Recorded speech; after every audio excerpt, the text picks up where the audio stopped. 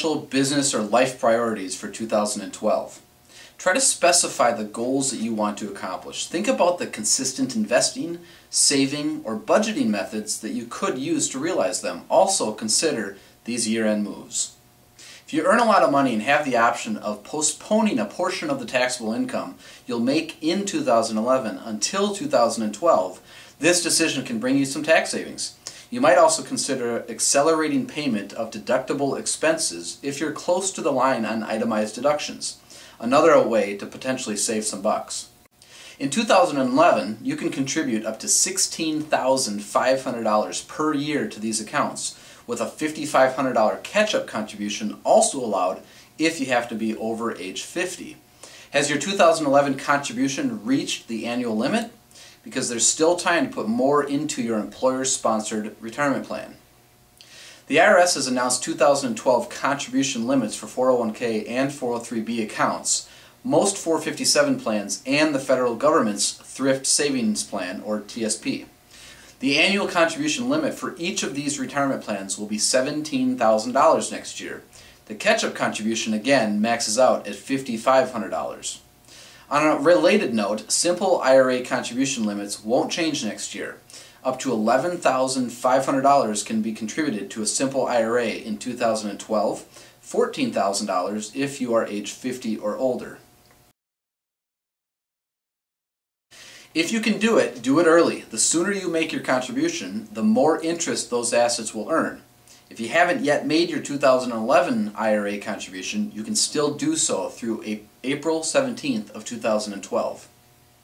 The IRS has decided that IRA contribution limits won't increase next year. In 2012, you'll be able to contribute up to $5,000 to a Roth or traditional IRA if you're age 49 or younger, and up to $6,000 if you're age 50 or older, though your modified adjusted gross income may affect how much you can put into a Roth IRA. The IRS has also boosted the income limits for a tax deduction for the traditional IRA contributions. If you participate in a workplace retirement plan in 2012, the modified adjusted gross income phase-out ranges will be $58,000 to $68,000 for singles and heads of households, and $92,000 to $112,000 for couples. By the way, in 2011, those phase-out ranges are set at $2,000 lower. If you own an IRA, you are not covered by a workplace retirement plan, and you are married and filing jointly, the 2012 phase-out range is $173,000 to $183,000 based on the couple's combined modified adjusted gross income, hiked by $4,000 from 2011.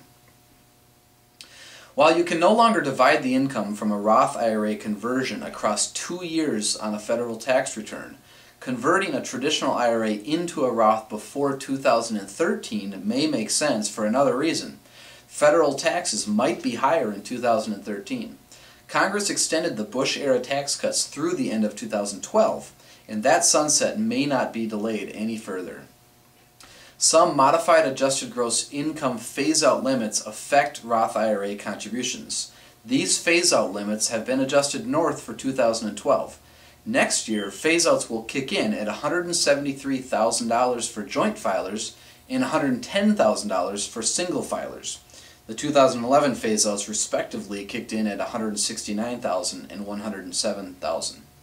Should your modified adjusted gross income prevent you from contributing to a Roth IRA at all, you still have a chance to contribute to a traditional IRA in 2012 and then roll those IRA assets over into a Roth. Consult a tax or financial professional before you make any IRA moves. You'll want to see how it may affect your overall financial picture. The tax consequences of a Roth conversion can get sticky if you own multiple traditional IRAs. Retirees over age 70 and a half must take required minimum distributions from traditional IRAs and 401ks by December 31st of 2012. Remember that the IRS penalty for failing to take an RMD equals 50% of the RMD amount. So if you have turned or will turn 70 and a half in 2011, you can postpone your first IRA RMD until April 1st of 2012. The downside is that you will have to take 2 IRA RMDs next year, both of which are taxable events.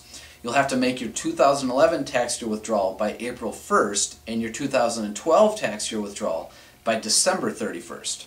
Plan your RMDs wisely. If you do, you may end up limiting or avoiding possible taxes on your Social Security income. Some Social Security recipients don't know about provisional income rule. If your modified adjusted gross income plus 50% of your Social Security benefits surpasses a certain level, then a portion of your Social Security benefits becomes taxable. For tax year 2011, Social Security benefits start to be taxed at provisional income levels of $32,000 for joint filers and just $25,000 for single filers. Did you sell any real property this year, or do you plan to before the year ends? Did you start a business? Are you thinking about exercising a stock option? Could any large commissions or bonuses come your way before the end of the year? Did you sell an investment that was held outside of a tax-deferred account? Any of these moves might have a big impact on your taxes. Make a charitable contribution this year and you can claim the deduction on your 2011 return. Can you make a January mortgage payment in December or make a lump sum payment on your mortgage balance? If you have a fixed rate mortgage, a lump sum payment can reduce the home loan amount and the total interest paid on the loan by that much more. In a sense, paying down a debt is almost like getting a risk-free return. The top of 2012 is a great time to review and possibly change beneficiaries to your 401k or 403b account, your IRA, your insurance policy, and other assets. You may want to change beneficiaries in your will. It's also wise to take a look at your insurance coverage. If your last name is changing, you'll need a new Social Security card. And lastly, assess your debts and the merits of your existing financial plans. If so, go ahead and check the status of your credit and the state in any tax and legal proceedings that might have been preempted by your orders. Review the status of your employee health insurance and revoke any power of attorney you may have granted to another person. It may be time for a withholding adjustment if you tend to pay a great deal of income tax annually, you tend to get a big refund each year from the IRS, you've married or you've divorced this year, a family member recently passed away, you have a new job that pays you much more than your old one, or you opened up your own business or started freelancing. Talk with a qualified financial or tax professional today so you can focus on being healthy and wealthy in the new year.